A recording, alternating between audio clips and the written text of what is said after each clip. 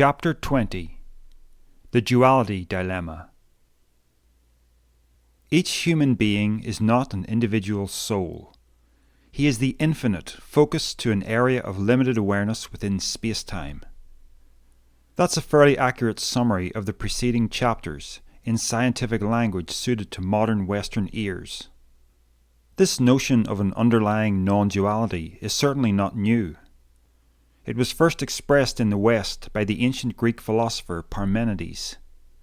In the East, it appears within a branch of Hinduism known as Advaita Vedanta. The Dvaita in Advaita means two, and A is placed in front to denote not. In other words, non-duality.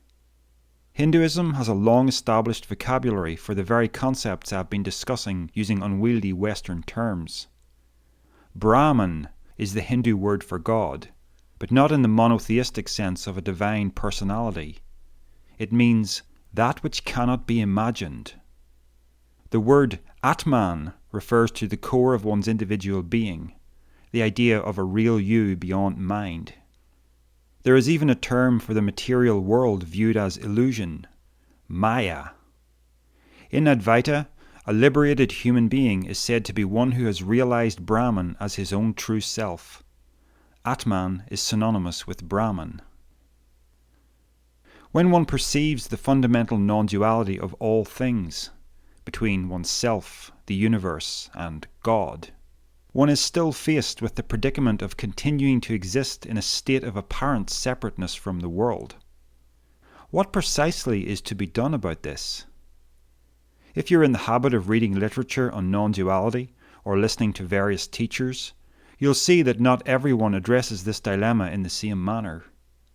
Loosely speaking, there are two overall approaches, one of which I aim to show is wrong.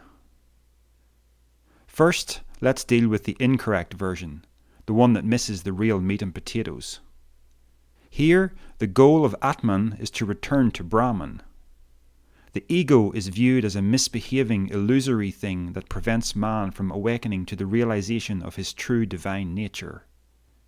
The claim is that Brahman is separate from Atman at the outset, but this duality can be transcended so that all which thereafter peers out from behind a pair of eyes is Brahman himself. Individual self-consciousness is transcended and cosmic consciousness takes its place. There is no longer any feeling of oneself as an individual.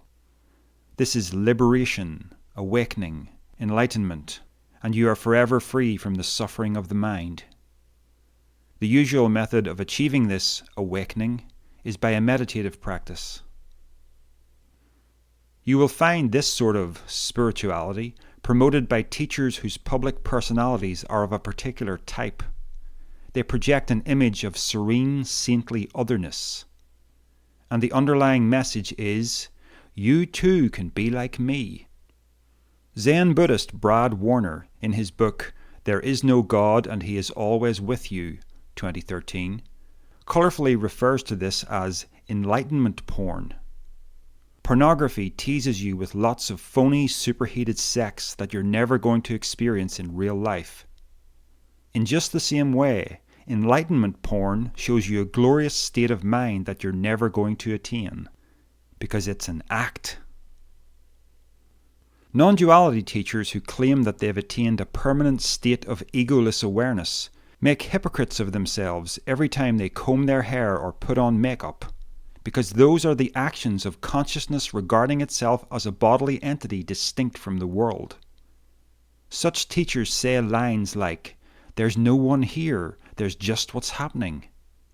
In a sense, this is true, but I find myself wanting to ask, if there's no one there, why did you go to a professional hairstylist? The honest answer is, I was viewing myself as an individual and I wanted others to perceive me as beautiful. And so we see that very little has changed. I once listened to a non-duality teacher talk about the experience of rejection in relationships. She said there was no need to feel rejected because there was no one there doing the rejecting.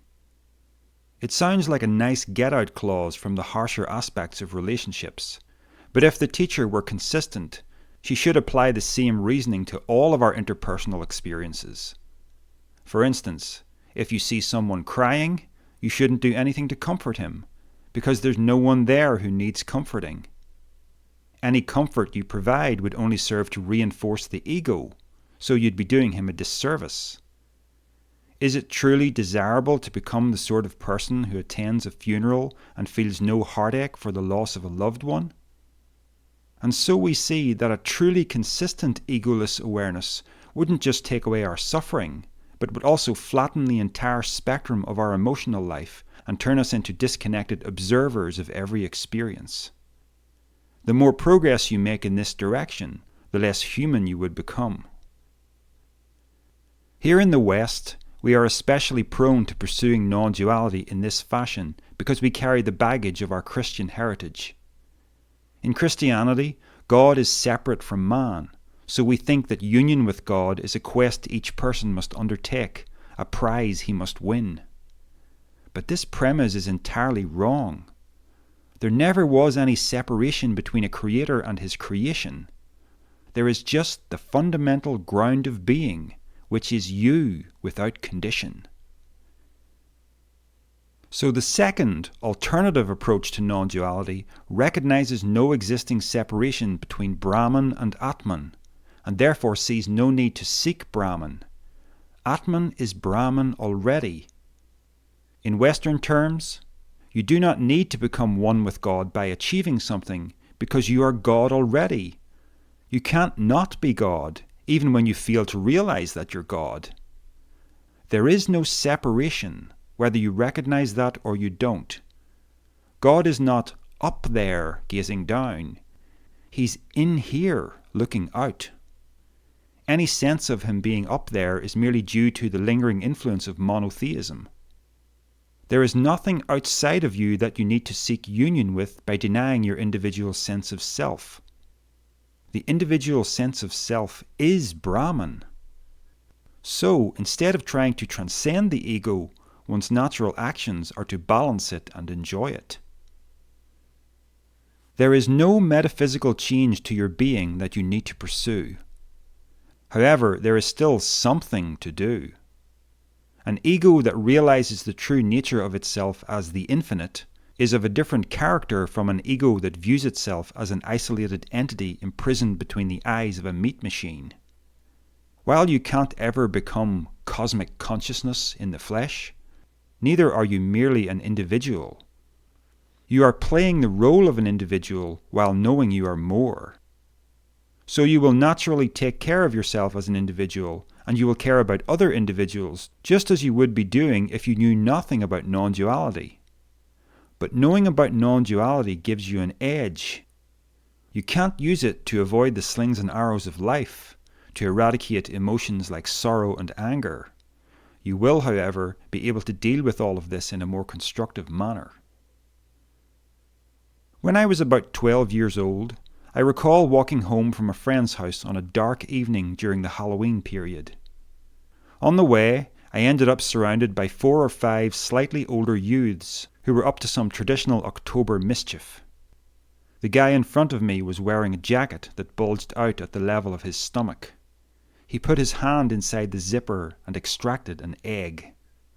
Presumably he was carrying quite a few in there, unboxed, and the only thing preventing them from falling out was the elastic around the bottom of his jacket.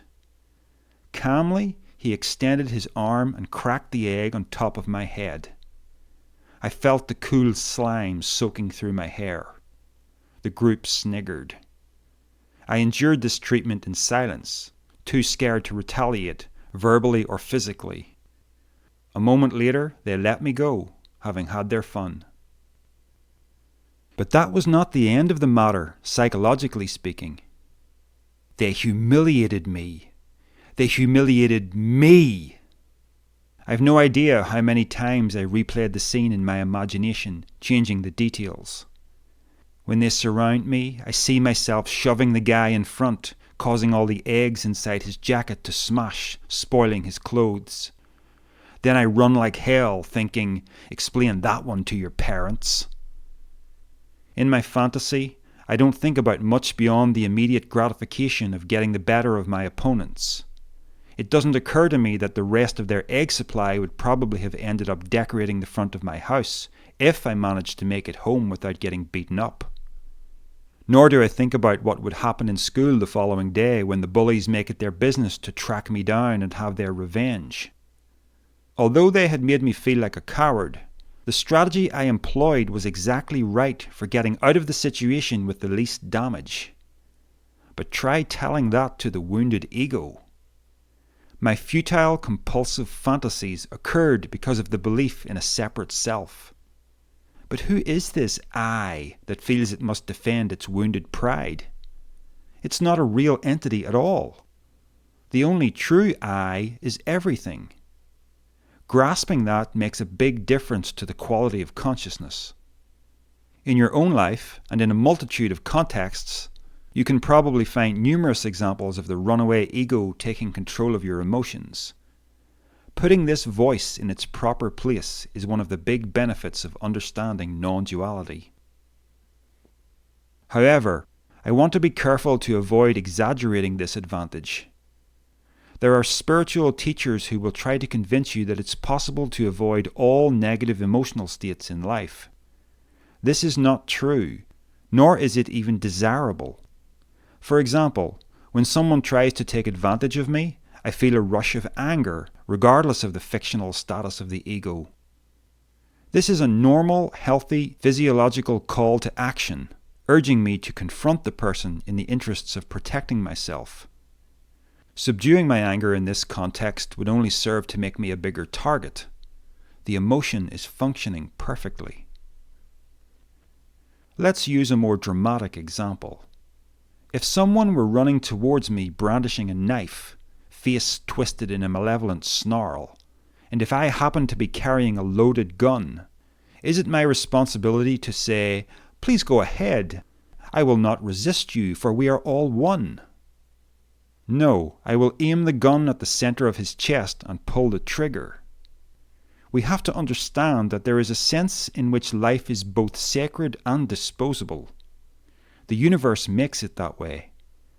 At a fundamental level of being, everything is one. But when that oneness manifests itself as separateness, this introduces a playfulness into reality. It may seem perverse to refer to death as playful, but this truly is the correct way to see it. Life, across the entire animal and plant kingdom, is continually destroying and creating. There could never have been any evolution without a prodigious amount of death to facilitate the trial and error nature of that process. You can't sustain your body without stealing life from life. So the basic rule of life is to love when it's advantageous to love, and to destroy when you have to destroy. There is no cosmic consciousness that negates any of that. Think of all life as a single organism attempting to continually reshape itself using strategies that are both cooperative and hostile. The notion of universal love is a false ideal peddled by Enlightenment pornographers. It's easy for them to sell this, because we only ever see them lecturing to an audience or giving interviews, where the worst that could happen is a little unfriendly heckling. I imagine it's not easy to put this ideal into practice if you happen to be a soldier on the run behind enemy lines. But there really is no contradiction between understanding that the universe is non-dual and having to take a life. We think there is, because we used to believe in a God who made a clear distinction between good and evil, and he parked himself exclusively on the side of good. So we think that we, as the ground of being, must be like this imaginary God. Not so. Non-duality includes everything. If it includes compassion, it also includes aggression. Life and death, beauty and horror. Nothing is excluded. I used to think that I had to achieve a certain level of moral fortitude before I would be worthy enough to experience authentic spirituality in my life. Oh look, I've been good today. I'm making progress. Maybe now I'll start to feel really spiritual. The foolishness of this became clear when I realized that the goal I was striving for was already in place, without effort, without attainment, without time. I'm the infinite. I've never been anything else, and neither have you. Life demands that we interact with each other as separate entities, but I can view myself as an ego with a crafty twinkle in my eye, understanding that there's more to the game of life than merely self versus other. What I know from day-to-day experience is this: the more forgetful I am of my oneness with the universe, the more prone I am to feeling restless, bored, resentful, or angry. The ego always wants to be right, to defend its pride, to have its own way. When we remind ourselves that it's not fundamentally real, then it stops needing to be validated in these ways. The more I focus my mind on the interconnectedness of life, the more contented I am. The more I focus on the importance of my ego, the more agitated I am. Importantly, I make the decision about where to put the focus. And it was never a choice between being cosmic consciousness or being an ego. Those are false alternatives. Ego is the aperture through which cosmic consciousness peers, and the narrowness of that aperture is what seduces consciousness into forgetting its cosmic nature. Regularly contemplating the oneness that underlies the duality of experience has a very positive effect on daily living. Granted, there may be circumstances where it is entirely appropriate to feel angry or fearful, but more often than not, I find myself blowing things out of proportion and getting stupidly obsessed over trivialities. This is the ego running amok. And when I remind myself that the separate self is an illusion, my mind is drawn back towards a state of serenity, realizing that there is nothing to be upset about. Meditation may be useful in maintaining this kind of awareness. Books upon books have been written on this subject, so an anecdote here will hardly suffice, especially from someone like me who has undertaken very little formal practice. But what I do know from life experience is this: there is a psychological toxicity that accumulates when the mind is continually being bombarded, whether that is from stress at the workplace, or spending too long in front of video games, or any number of factors. Whether one is sitting cross-legged facing a wall, or walking through peaceful surroundings, the absence of stimulation gives the mind an opportunity to recover its natural equilibrium. Conversely, when the ego is being swept along in an endless stream of stimulation, it has no opportunity to reflect and see its true nature clearly. I haven't prioritized meditation in my life because I've always been an obsessively introspective person. It already comes naturally to me to be watchful of my state of mind. My Christian background, with its focus on self-examination, served to increase this skill. But not everyone is like me. I would hazard a guess that extroverts find this insight particularly hard to grasp, because they habitually focus their attention on the exterior world of experience. They spend their lives being carried along by the mind's activity and completely self-identifying with every thought that arises. Meditation is a way of breaking through this illusion, because it forces you to sit with nothing else but the contents of your mind for company. You try to observe your thoughts, and you experience firsthand how easy it is for thoughts to carry you away. So you try again, and within mere minutes, thoughts once again seduce you away from your position as observer. But eventually you become more skilled at staying put. And you may ask yourself, who is this that is observing the mind? Habitually, we think of the contents of the mind as internal to the self, and the world as external to the self. But when we practice observing the mind without judgment, we are opened to the realization that the contents of the mind are just as external as the contents of the world. External to what? To the real you beyond personal identity. Becoming aware of yourself in this fashion is what makes all the difference. Notice that this is a far cry from the enlightenment described in my description of the erroneous form of non-duality. I acknowledge that emotions such as fear, sorrow, and anger have their legitimate roles to play in our lives. Enlightenment is not going to save me when I am being pursued down a dark alley by an assailant. However, in the more general dramas of life, non-dual awareness helps us maintain a calmer and happier psychological state. Unfortunately, the Enlightenment pornographers take this benefit and exaggerate it, trafficking in bliss while refusing to acknowledge its fragility. The universe exhibits the appearance of separateness, a multitude of diverse forms given substance through temporal duration. Historically, the human race has put the suffering of material existence down to a fall from grace. But our present scientific understanding of the nature of energy allows us to see that this was certainly not the case. All things are composed of energy. Physical activity requires the expenditure of energy. Therefore, in order to continue to exist, creatures must acquire more energy from elsewhere, taking it by force. While all things are essentially the self in other guises, existence in space-time is not possible unless one views the universe in terms of I and not I. Life is unavoidably a game of the self against the self, but is felt as the self against the other. This adversarial arrangement is integral to the nature of energy right across the cosmos. It did not happen as a result of a metaphysical mishap on one little planet. And so, it no longer makes any sense to view this life of separation and suffering as an aberration. There is no undoing a fall that never happened, no reclaiming a union with God that was never lost. Does it make any sense that we would be granted individual consciousness just so that we might flee from it? Brahman individuates itself into Atman, then Atman cries, "What the hell did you do that for? I don't want to be here. Take me back." The quest to dissolve the ego will ultimately lead you to an existence of obsessive meditation at the expense of living, where you permanently sit cross-legged on a mountain, or live in a cave devoid of any vital existence.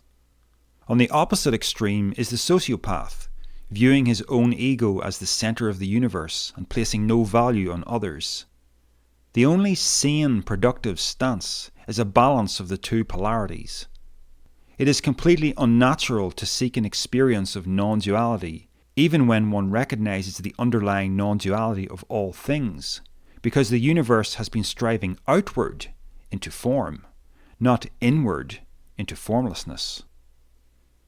The phrase, an experience of non-duality, is actually absurd when you examine it closely. Experience, by definition, is a relationship between he who experiences and that which is experienced. It's dual in nature. Non-duality is not an experience that the ego encounters. There is only a realization of what underpins the duality, and that realization is not something that makes the duality disappear, nor is it something that requires a transcendental experience to grasp. That said, it is possible to have experiences of a numinous nature. In my mid-20s, when I was a Christian, I went through a period of great emotional suffering. I was deeply in love with a woman, thought I had found the person I would spend the rest of my life with, when out of the blue she ended our relationship, leaving me feeling confused, betrayed, and heartbroken. The year that followed was the most difficult of my life, as I struggled to recover emotionally. What I did was turn to God for help. I don't mean that I read my Bible and received comfort from this or that verse of Scripture. I got into the habit of going for walks late in the evening, heading for somewhere quiet and private and close to nature. Here I would sit down and simply allow myself to become aware of God. Every evening for about 2 months during that rock-bottom period, I experienced the reality of God in a potent and profound way that I never once did at church. It wasn't a feeling or a sensation, and it certainly wasn't audible contact with a divine personality like Saul on the road to Damascus. Acts chapter 9. It was an intuition, as if a veil had been lifted from my mind, allowing me to see something that was normally hidden from view because of our ever-busy lives. I knew that God was everywhere, all around me, in everything, and I felt completely and utterly loved without judgment. This wasn't like tuning into an astral plane or something of that nature. All I saw was the physical world around me, and it appeared to my senses exactly as it had always appeared. Except what once seemed mundane now seemed fantastic. I would look up at the stars with a profound sense of awe at the divine and think, how can people not see this? But of course they don't. In day-to-day life, most of our attention is devoted to our chattering thoughts, our sensory experiences, our restless strivings, not to our ability to intuit outside of these parameters. For a time, I was living my life in a subtly altered state of consciousness brought on by emotional trauma. As a Christian, I interpreted this experience as communion with God, but what I was really doing was getting away from my suffering ego and connecting with a bigger sense of reality that made the pain tolerable. This doesn't mean that the Christian God is the one true God, although you can see how an experience like this would make most Christians unable to think anything else, including me at the time.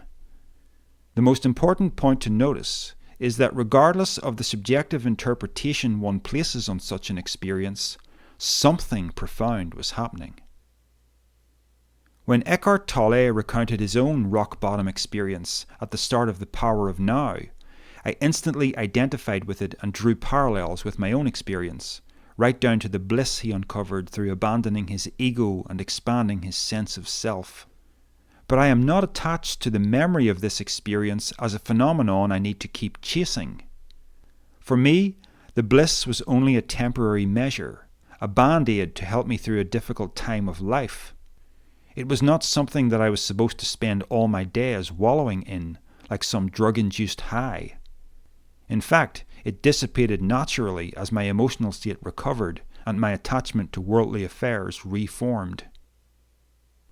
Despite Tolle's emphasis on achieving a blissful stillness in the now, there remains an inexorable forward motion to existence that pulls us away from our attempts at stasis, forcing us to live as consciousness propelled in time and space, individuated from the whole, at the mercy of a hostile world.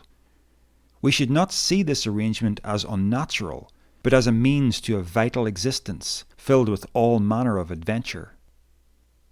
Numinous experiences are beautiful, but they are not as special or as necessary as some teachers make them out to be. They are certainly not enlightenment itself, for the simple reason that you can't realistically hold on to them. As experiences, they're not even truly non-dual in the strictest sense of the word. Finding an altered state of consciousness that removes separateness is fundamentally impossible. As soon as your individual consciousness experiences a deeper level of reality, you have already distinguished yourself from the whole and created duality, because there is still you and the experience. That makes two. The quest to defeat the ego is really the quest to defeat consciousness itself. Death, in other words. Anyone who pursues non-duality via meditative trance or psychoactive drug use is attempting the impossible. Any accomplishment in this endeavour will merely be a halfway house. The true exit was always obvious and equally undesirable. Atman doesn't get to transcend itself and encounter Brahman, because Atman is Brahman already. The self doesn't have to go through an experience of transcendence, because the only self that is real is already peering out from behind your eyes. I want to become one with the universe, you might say. You already are. There is no becoming. The universe is non-dual in nature. Imagine there is a higher plane of existence that we can reach with our minds. It doesn't matter what images you invent, as this is merely a thought experiment. Just visualize yourself in a realm vastly different from everyday experience. Notice how there is still you, the subject, and where you are, the object. This is how consciousness works. The term pure consciousness is a meaningless abstraction.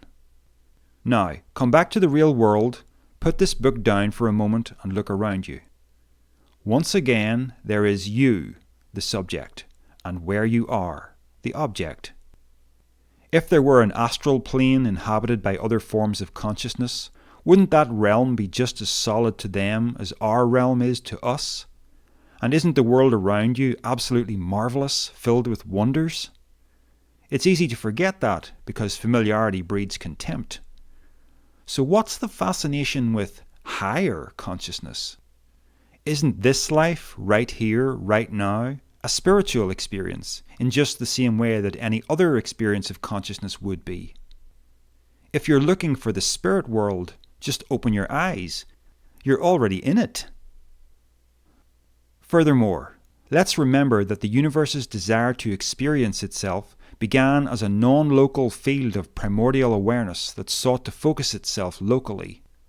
This focusing process began with cellular life, and it took billions of years for the primitive awareness to develop into the richness of human consciousness.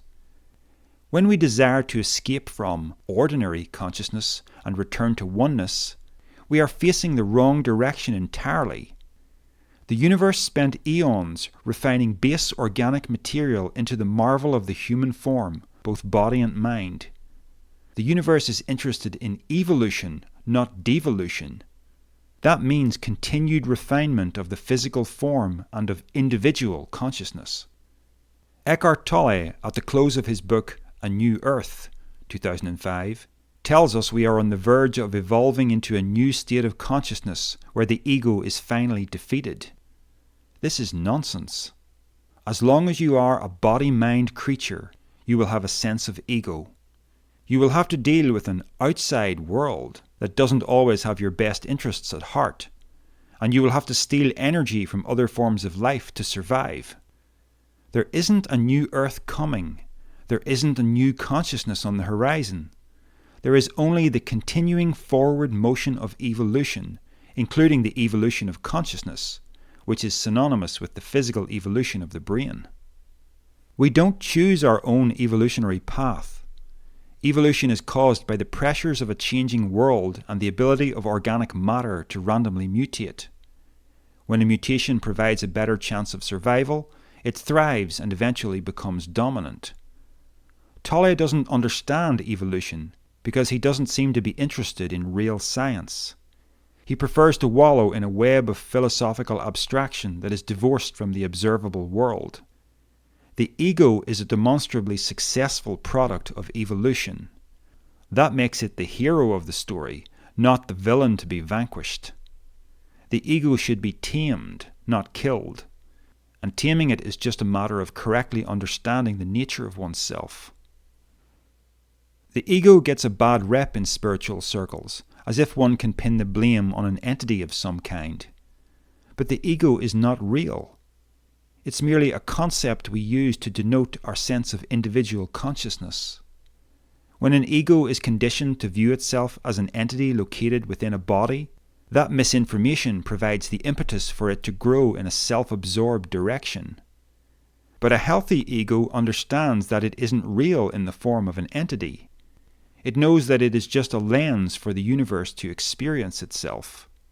As such, it knows that it is the universe. I've come to realize that the reason there are two opposing approaches to non-duality is because there are two types of person. There are those who wish to opt into life and those who wish to opt out of it. The opt-ins enjoy the experience of ego, accepting the highs and lows, pleasures and pains of life. The opt-outs strive to defeat the ego because they've had enough of suffering. I find it interesting that I had my own numinous experience at a time when I would have given anything to get out of my own head. Recently, during a discussion with an opt-out person, my opponent said, "I don't like not being in control," which I thought was very telling. Lack of control over one's circumstances causes anxiety, and anxiety is suffering. One solution is to opt out. Seek to transcend the mind by pursuing a subdued life of inward contemplation with a minimum of worldly attachment and outside interference. I am clearly in the opt-in category. I embrace my lack of control, with all its potential for joy and disaster. I think we can learn a lot from young children here.